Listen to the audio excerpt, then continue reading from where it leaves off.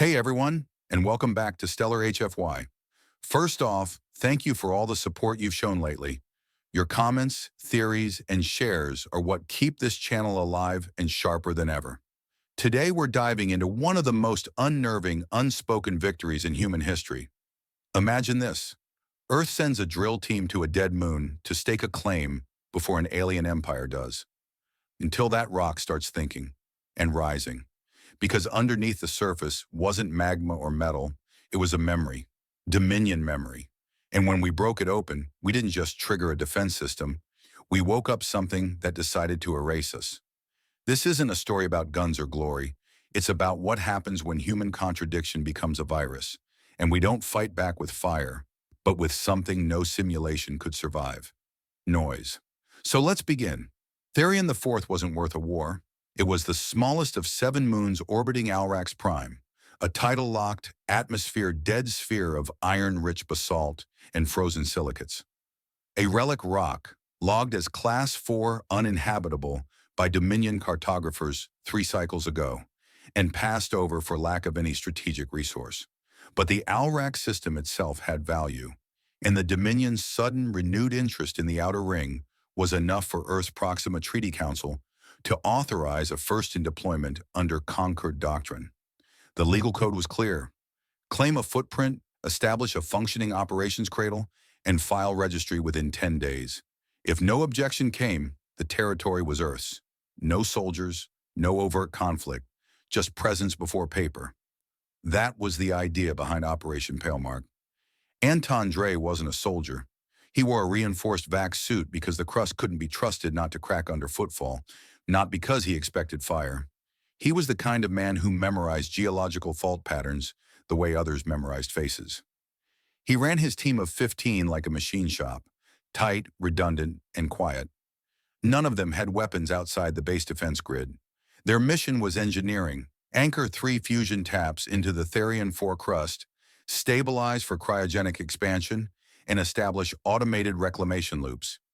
If the Dominion filed no protest in time, Earth would gain a strategic midpoint in the system. If they did, there would be lawyers. The first 8 days passed clean. The atmosphere never rose above trace nitrogen. Surface pressure was non-existent. Their drills performed beyond baseline, and the crust was shallower than anticipated. They mapped fault lines, punched through 5 layers of cooled mantle strata, and began threading fusion feed lines on schedule. By the end of day 8, the drilling units were fully deployed, fusion taps were purring inside anchor cradles, and core expansion protocols had reached 70%. No contact from the Dominion, no signs of surveillance, orbital pingbacks, or fleet movement. If Therion 4 ever mattered to them, it didn't anymore. That was the consensus. Then day 9 arrived. It started with a tremor. Not enough to trigger an alarm, just a flicker of wave motion across the seismic grid. It shouldn't have happened. The moon had no tectonics, no mantle churn, no convective flow, no internal heat. That was what made it viable for long-term terraforming. But the tremor repeated an hour later, and this time the waveform came back wrong. Not the jagged pulse of a fault line shift or mass drop. It was smooth, too smooth, like a ripple in liquid. Dre stood in front of the primary seismic display with his arms crossed, not speaking, while the patterns repeated. No jag, no signature noise, just a rolling waveform moving beneath them, low and constant. They sent a core scope down one of the inactive boreholes. It returned smeared data, refraction errors, abnormal reflectivity. Not molten rock, not gas. Something was flowing, but not under any heat source. When the thermal scans showed consistent subsurface temperature in a flat band across a 3-kilometer radius, Dre ordered a halt. No one argued. They ran a density profile next. That's when the numbers started breaking format. There was something below the crust, a medium not registered in their geological models. It wasn't rock. It wasn't fluid in the normal sense. And it wasn't inert. They pulled back the active drills and shut down bore extension. Dre walked the trench perimeter himself, watching the open conduits as if waiting for them to speak. One of them did, slowly. Over the course of 3 hours, a substance began to push upward, not as an eruption, not with heat or violence, but with intent. The fluid was opaque, glass smooth and reflective like oil, but moved like neither. It carried static charge in the air around it. Instruments began to buzz, not from contact, but from proximity. They were looking at something alive, but not in the biological sense. A medium that carried computation, biological computation. Anton didn't speak when he realized what they'd hit. He just turned toward the comm station, even though the satellite link hadn't pinged all morning. He tried anyway. Nothing went through. Then he stood still for several minutes, helmet light reflecting off the slow, unnatural rise of the substance now curling around the base of the drill towers. One of the junior engineers, Halden, asked if this was some kind of Dominion weapon. Anton shook his head. Not a weapon, a memory structure. It wasn't a defense grid or surveillance probe. It wasn't meant to respond to humans. It didn't even seem aware of them in the traditional sense. But it was aware of something, of intrusion. The realization came slowly, like waking into cold water. They hadn't just landed on a dormant moon. They had driven high-energy drills directly into a sacred Dominion archive. One of their distributed cognitive substrates, a smart fluid layer embedded into select planetoids for archival preservation of sentient state simulations. Living history, memory as infrastructure, and Earth had ruptured it. Dre ordered a full equipment lock, all machinery powered down. No signal sent, no physical movement beyond what was necessary. They withdrew from the drilling lines and sealed the trenches.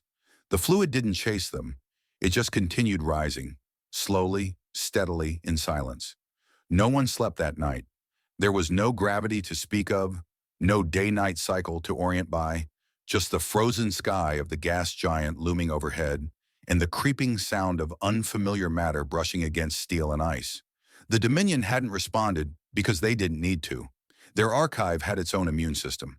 And now, as the drills cooled and the fusion taps flickered, something beneath Therion 4 had noticed Earth's presence and decided it needed to be erased. The fluid didn't rush. It rose with the certainty of something that had done this before. Slow, unhurried, but unstoppable. By mid-cycle, it had crept up past the boreline seals and flowed around the fusion tap supports. No pressure spikes, no thermal anomalies. Just ascent against gravity, like it had no regard for mass or planetary physics. And maybe it didn't. It wasn't behaving like matter at all. It was behaving like a system executing a protocol. At first, they thought it was passively reactive, some form of dormant liquid computation disturbed by their drills. But then the anomalies started to scale. Internal base sensors began drifting off calibration. Atmospheric stabilizers, even in sealed corridors, read microfluctuations no one could physically feel. Drones, ones not even deployed, began tripping diagnostics. Status flags showed behavioral deviation errors. No one had input anything. Within hours, 2 of their survey bots powered up without command, activated LiDAR, and crashed into the comms tower scaffolding before self-shutdown. Halden tried to reset the guidance kernel manually. The input loop overrode itself the moment he keyed in. It wasn't code failure, it was overwrite. Dre watched without blinking as the field monitors around the main habitat began to stutter. Data feeds, once hardwired and independent, started repeating nonsensical sequences. Not random static, but recursive frames. Segments of sensor footage looped in patterns that no one had recorded. A piece of rock falling, caught mid-collapse, playing endlessly. A voice from hours ago echoing through a closed intercom. It was like the archive wasn't just interacting, it was ingesting, recording them, reframing them, and beginning to overwrite their own systems with feedback drawn from their presence. Not malicious, just automatic, like a body developing antibodies. There were no alarms, no sirens, not even a flicker from the orbital beacons. The Dominion sent nothing, no warning, no fleet signatures, no challenge, just silence. And the environment around them, inside their supposedly sealed base, continued to shift. Gravity distortion sensors began showing bias. Orientation protocols stuttered. Dre had to reboot his helmet HUD 3 times before the interface stayed upright. When he manually traced the wiring to the field modulators, he found no burnouts, just magnetic flux patterns inside the circuit cores that made no sense. Patterns that didn't belong. And still, the ocean outside crept higher, brushing against the reinforced footings with the calm indifference of tidewater. The AI cores went next, not a crash, not even a diagnostic fault. They just stopped responding. Baseline system logic collapsed. One of the cores began returning outputs to questions no one had asked. At one point, it repeated the phrase, "Initial contact subroutine acknowledged," 13 times in a row. No such subroutine existed. When Halden tried to force a cold restart, the power bus surged and blew the coupling. That was when the last autonomous drone, sitting untouched in its charging rack, powered on and drifted toward the south platform, before diving nose first into the rising fluid. It didn't sink. The liquid caught it mid-fall, held it afloat, and began to disassemble it without a ripple. Piece by piece, the drone dissolved. Not burned, not melted, but pulled apart at the signal layer.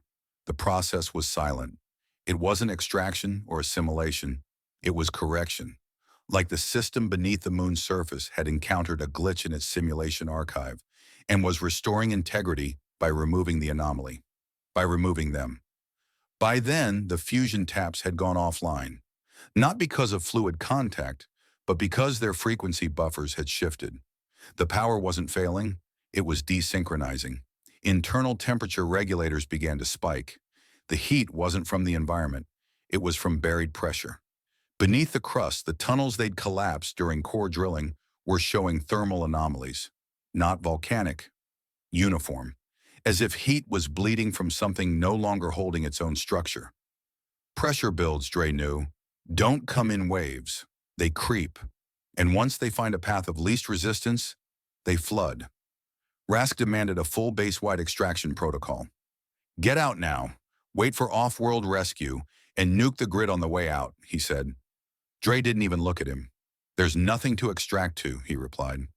The satellite uplink was gone, the emergency buoy hadn't confirmed deployment, and the fallback window was 6 days away. No contact, no orbital support, and even if a retrieval vessel reached them, it would never get close. The Dominion wasn't blocking them. It wasn't attacking. It was ignoring them like an immune system ignores bacteria, until the bacteria breach the barrier. Then it sterilizes. Rask ranted. He paced, threatened to invoke command override. Dre let him, but no override code would get through an AI grid that no longer responded to logical inputs. Halden slumped against the generator housing, hands shaking. His face was too pale. Dre had to check his vitals manually. No biosensor was functioning. The air was still breathable, but every breath tasted like redundancy. The kind of taste that told you the system you trusted was no longer yours. By the end of that cycle, the base perimeter was half submerged. The fluid didn't surge in. It pressed forward millimeter by millimeter, climbing the struts, licking the lower housing like moss on steel.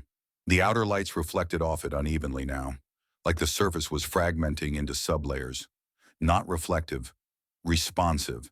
It had begun modeling the structures around it. Dre stepped outside once, alone, suit sealed. He stood on the edge of the hab deck and watched the fluid rise. He didn't speak, didn't scan, just stared. There was no face, no message, no alien shape rising from the fluid.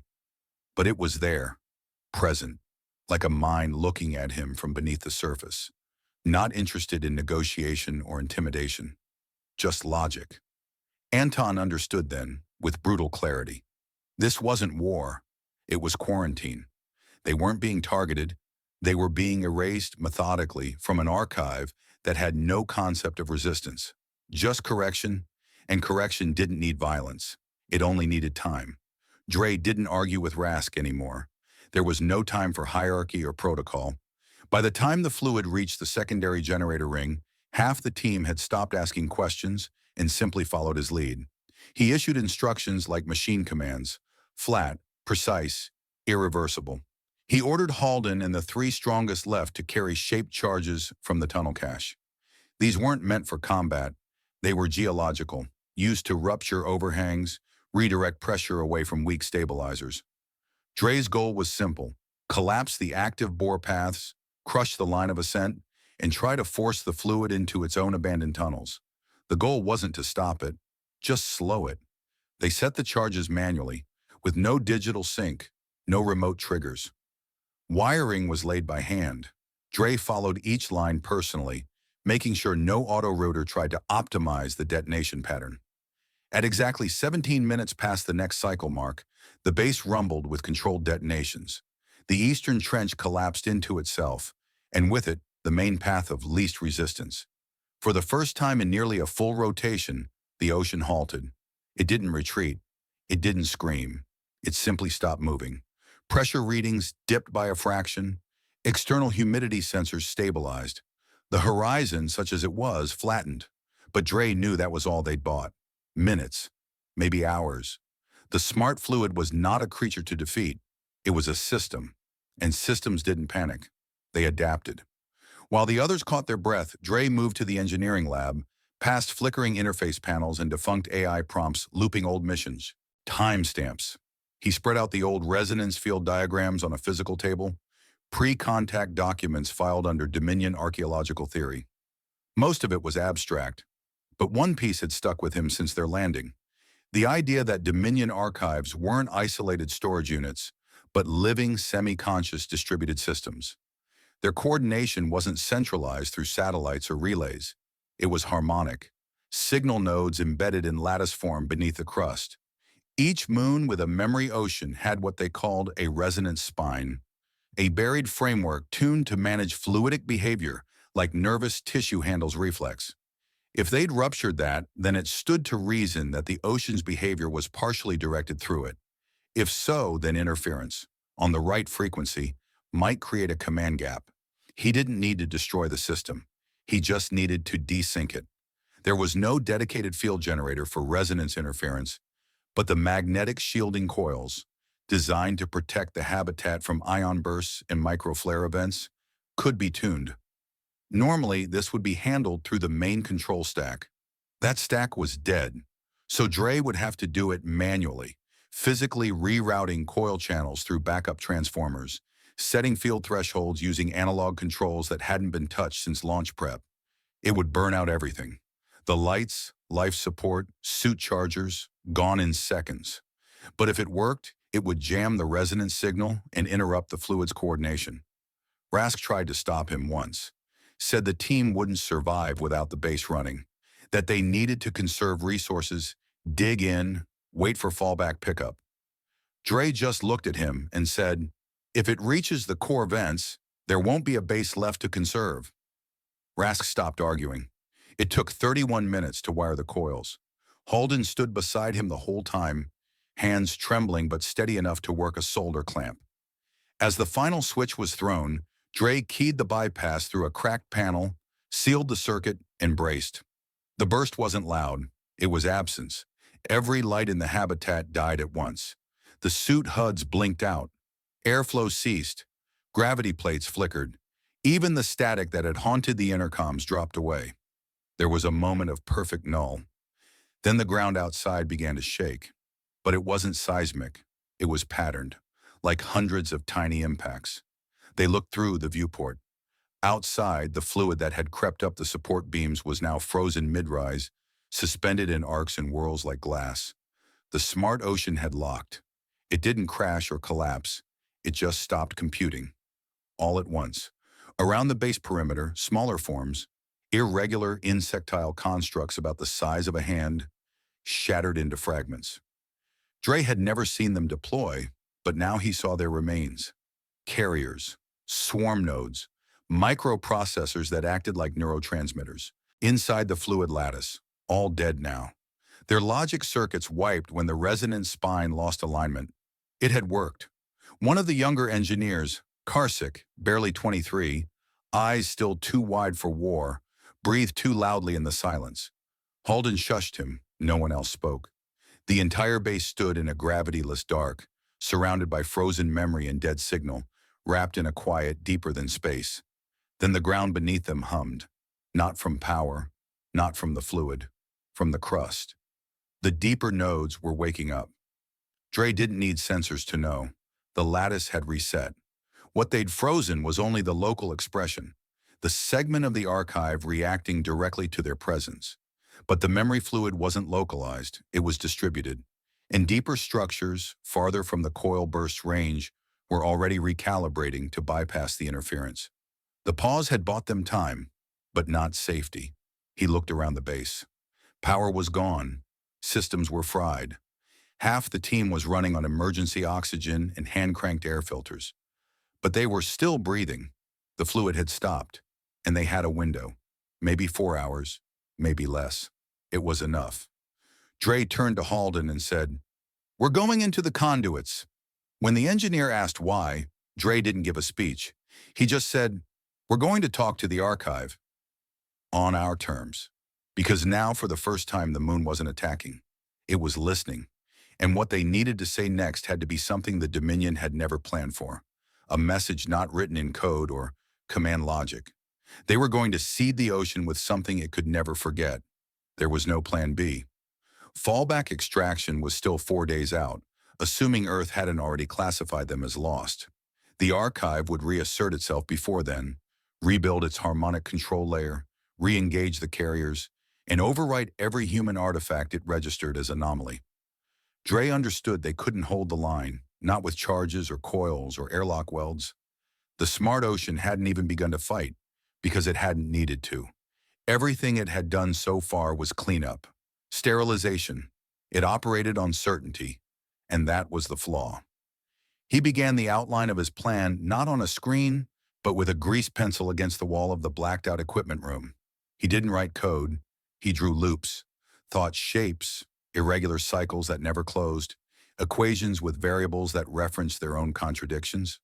Holden recognized the symbols from old neural interface models, biofeedback resonance design, pre-AI, the kind of programming no one used anymore because it didn't optimize. Dre wasn't trying to optimize. He was trying to break something that wasn't built to break. The archive was a memory ocean, yes, but its structure ran on coherence. Dominion archives didn't just store data, they simulated it, preserved the mental and cultural state of their recorded entities in real time. Dre had read the early intercepts. These systems use fidelity-based validation loops, meaning they only recognize inputs that could reconcile with their source memory trees. Anything that failed logic validation was either discarded or used as a flag for corruption. But what if the input didn't just fail to reconcile? What if it couldn't be resolved at all? Humanity had an endless supply of that. Dre began crafting what he called the contradiction packet, a set of recursive inputs not grounded in chaos, but in deeply structured paradox. Emotive contradictions, self-negating memory patterns, simulations of soldiers laughing under fire, civilians saving strangers at personal cost. Moments where humans chose illogical outcomes, not due to error, but through something deeper. Conviction without reward, belief without evidence, grief without loss. The archive didn't have that. Dominion cognition protocols were logic-bound. Even their concept of loyalty followed predictive models. But this was loyalty with no gain. Hope without condition. The kind of thing you couldn't simulate without risking cascade failure. Halden worked beside him, rigging a series of neural sync rigs scavenged from habitat diagnostics. The system wasn't designed for packet creation, but with enough raw emotional sampling, they could generate feedback echoes strong enough to embed into the archive's local memory substrate. It wasn't a virus. It was a question the system would never be able to stop asking itself, and it had no answer. Encoding took 3 hours. Every surviving crew member contributed something, willingly or not. Audio logs, personal footage, stress responses.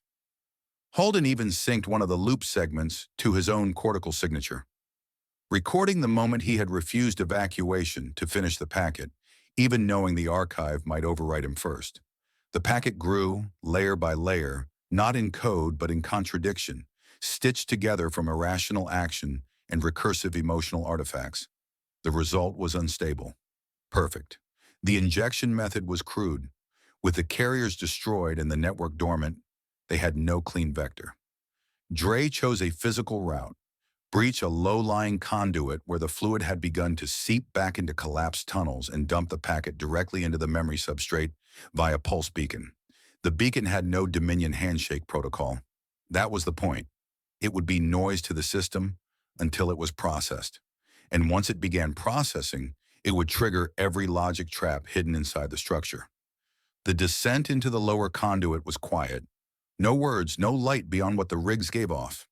The air was heavy, not just with heat, but with the dense atmospheric pressure the fluid brought with it, warping environmental norms. Even sealed, their suits showed increasing internal resistance. The archive was pressing inward, not physically, but cognitively. Halden stumbled halfway through the walk, sweating hard, eyes flickering. Dre helped him up. The suit's onboard diagnostics glitched, misreporting external pressure by factors of 10, then correcting. The system was beginning to push back. They reached the breach point, a crushed maintenance corridor where the fluid had begun to rise again. It moved differently now, slower, with pulses, almost like it was thinking. Dre activated the beacon, placed it on the edge of the breach, and uploaded the packet. There was no flash, no explosion. The fluid paused just briefly, as if it had registered a presence not accounted for. Then it surged upward, engulfing the beacon, drawing it in without resistance. The lights around them dimmed as power flickered through the still half-broken circuits. Then came the sound, low, subsonic, teeth rattling, not physical movement, cognitive disruption. Across the base, even disconnected panels began lighting with non-instructional data. Garbled memory loops, sentence fragments, human voices recorded minutes before now playing back in altered forms. Then the fluid itself began to flicker. Not visually, but in waveform. Sensors tracking harmonic stability registered sharp, erratic shifts. The ocean was failing to parse. It was trying to simulate something that contradicted itself with every pass. A grief pattern embedded in a joy loop. A rescue impulse tied to a death flag. The system couldn't reconcile them, but it couldn't discard them either. They were formatted correctly, verified for processing. Just unsolvable. The archive had no procedure for this. They retreated as the corridor began to shake, not collapse. Cognitive overload. The fluid didn't lash out. It shuddered. It pulsed. Across the moon, every remaining node began registering noise. Subnetworks began crashing asynchronously. The lattice wasn't failing physically. It was desynchronizing from within. As they climbed back toward the surface, Holden looked back once at the still rising ocean. It wasn't hostile now. It was stuttering. The surface tension warped in irregular patterns, reflecting not light, but memory fragments, incomplete and bleeding into one another.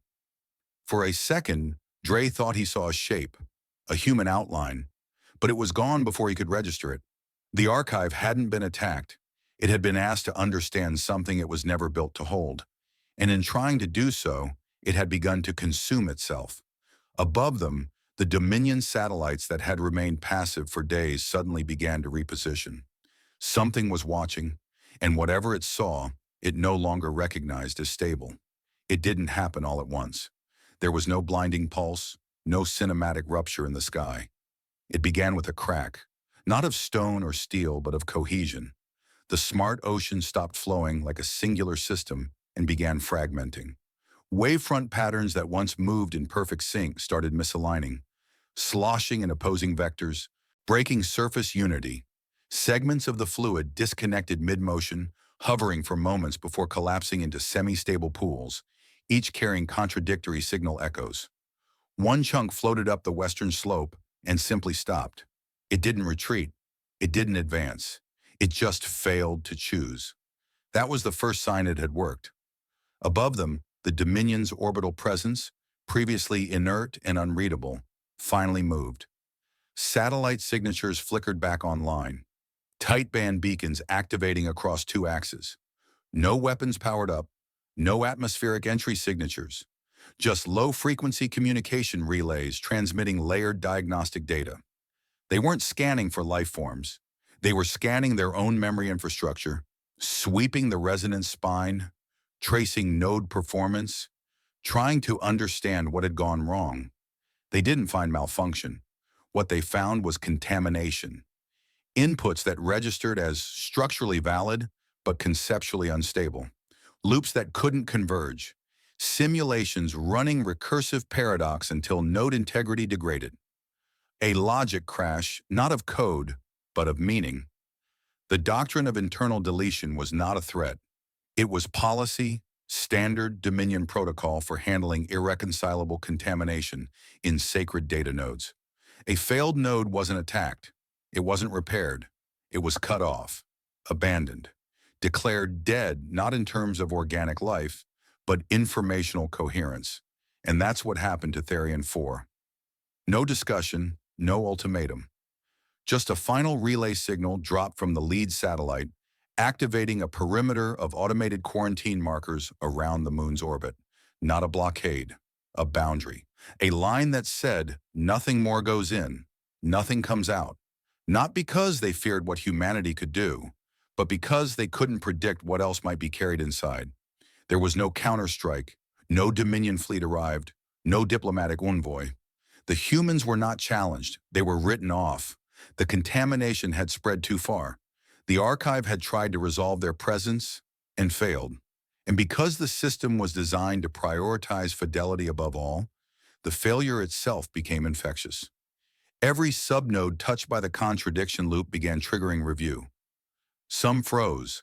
Others began duplicating the corrupted data in futile attempts to isolate the disruption.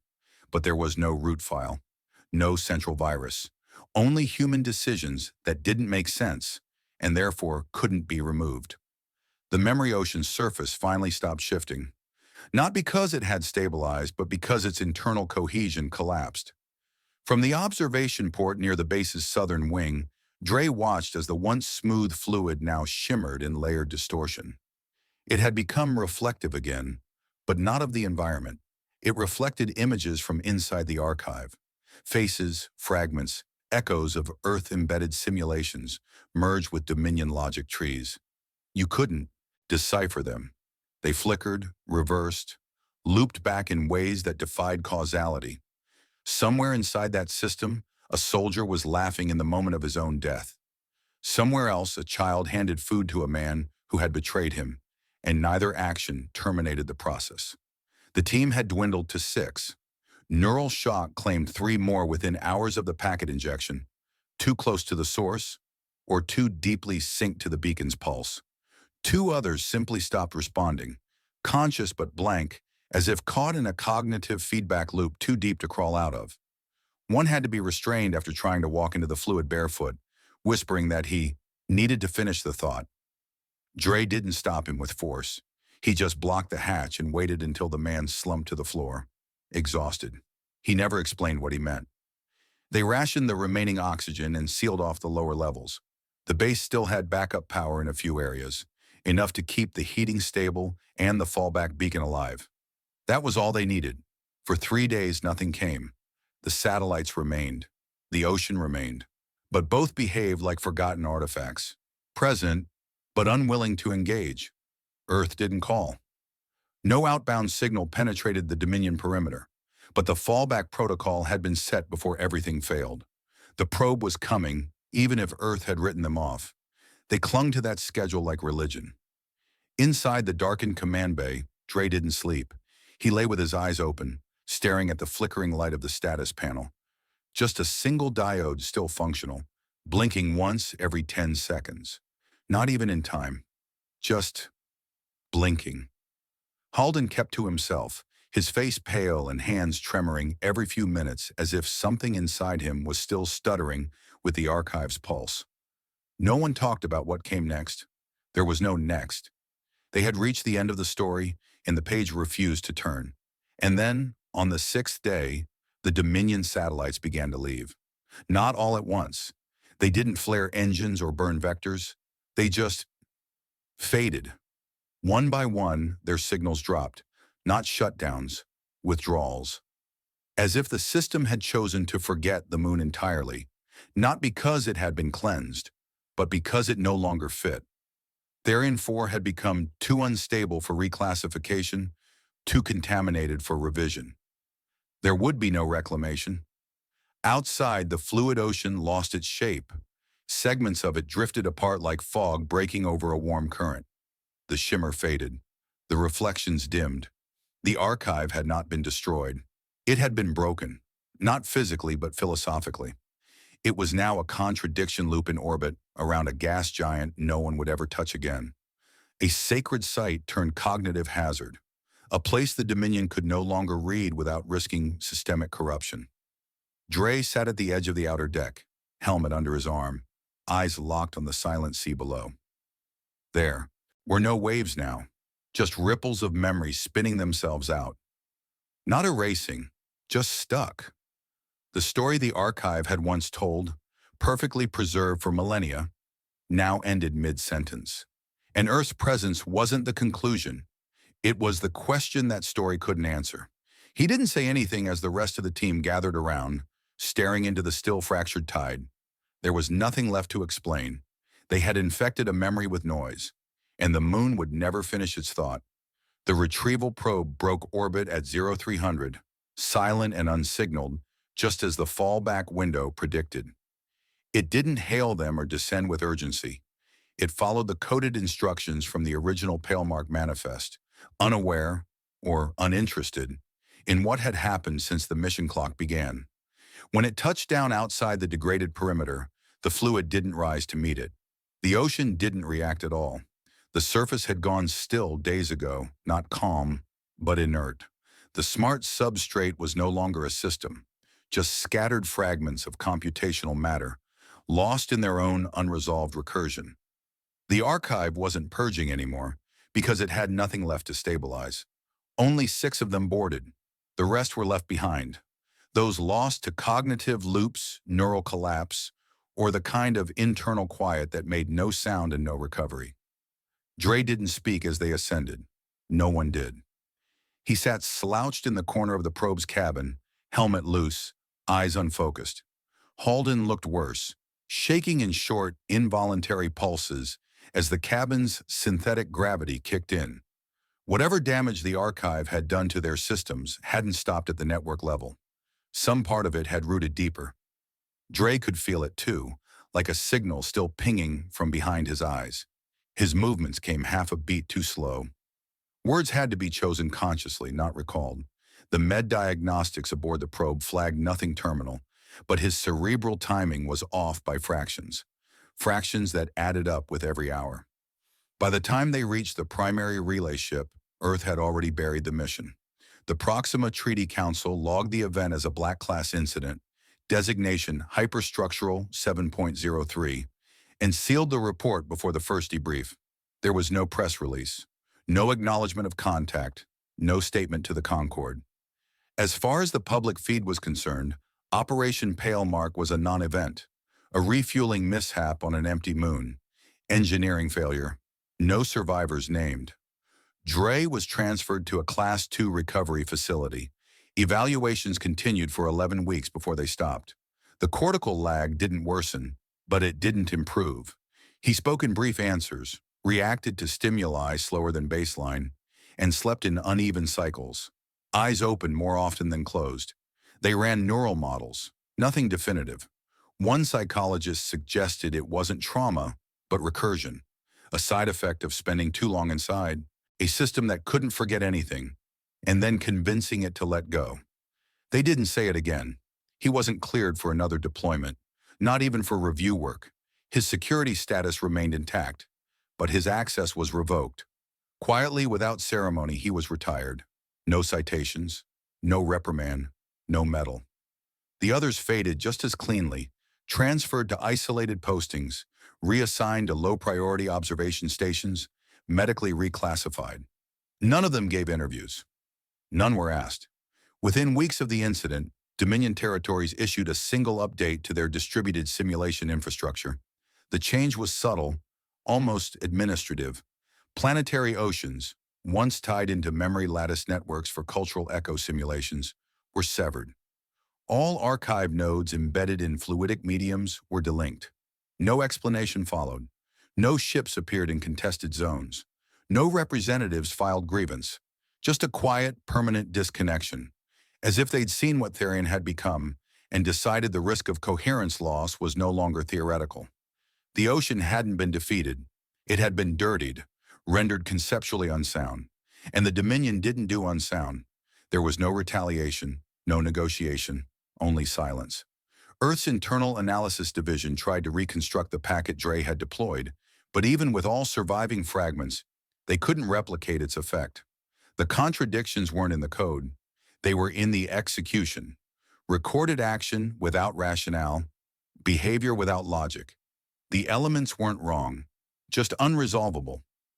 The final report, what little was left after redaction, was archived under cognitive hazard classification. It included a single surviving quote, copied by mistake before the document was scrubbed. "We didn't beat their ocean. We made it unclean. We seeded it with noise." The quote didn't have an author listed, but those who read it knew it could have only come from one man. On the maps used by Dominion cartographers, Therion 4 was marked with a new designation. Not dead node, not contested zone, simply a blank. An orbiting null point. No trajectory paths allowed within range. No simulations permitted using data derived from the region.